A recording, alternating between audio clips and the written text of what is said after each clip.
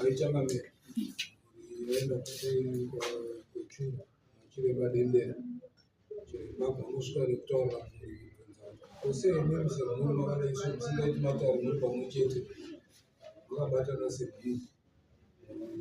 ndobva chiremba enderera mberi vaabvunza vati nzvimbo dzemusha dziri kupi achibvunza wakristofa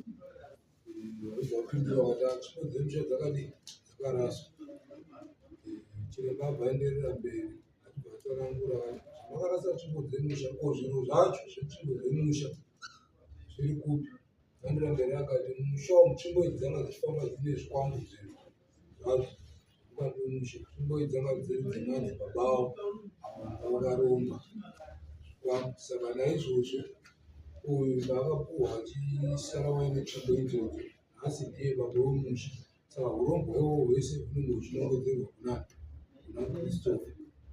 saka chiremba ati musha imomo toda kuti mupinde nekuti urombo ihwohwo hunotorana navanakomana vanototora navakadzi vemusha imomo vanotorarwa neurombo ihwohwo dzatenderana nazvo zvose izvozvo saka chiremba atiye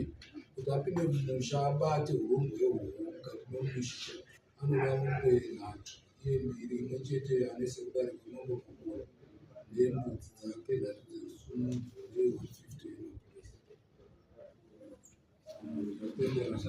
Unaona hausi urembo hwemunhu wani vamadzisezvimei asi sekutoti mukuita umwe mukuru ukaramba unenge wakuita pane zvaunoziya yeti hapamborina zviro zvemhuri yenyu yese zviri kudii zvinoda kuti zvingogadziriswe zvobva zvadii zvapera saka iwewe semukuru wachifamba zvinenge zvichiita vakandiwa wakatoromba fizikali eti aiwa hauna kudii hauna kuromba saka haufaniri kuti wacheneswa here akangofana nezvakataurwa kwekutanga asi vanhu vangu vachidzokerera futi papi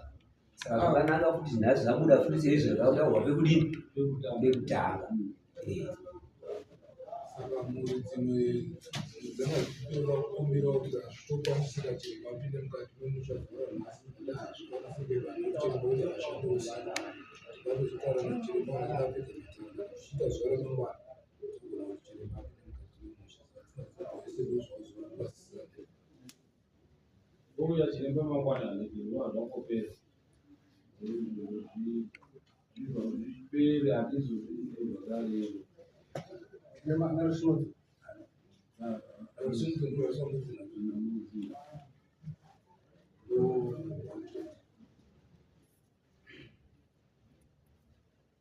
auya mangwana chiremba